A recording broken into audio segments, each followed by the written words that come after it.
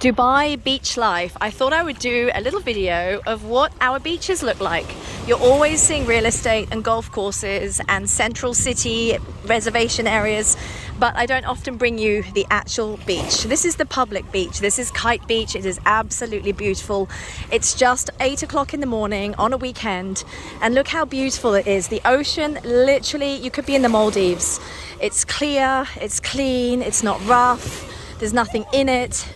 And people are just generally having a lovely time. And this is the end of November. For those of you that live in the Northern Hemisphere, where your temperatures are almost at snow and minus, just imagine living in a city that offers you this type of living every single weekend, well, even in the week, depending on what you do and how you work and live.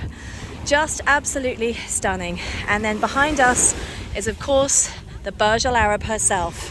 So I thought, come and experience a little bit of our beach life here. What I love about Kite Beach is you've got the lifeguards, you've also got the cafes and restaurants and toilets and showers just behind the beach, as well as a running track and areas for you to cycle, for the kids to go on their electric bikes and scooters. It just really is an all-in, incredibly beautiful experience here at the beach.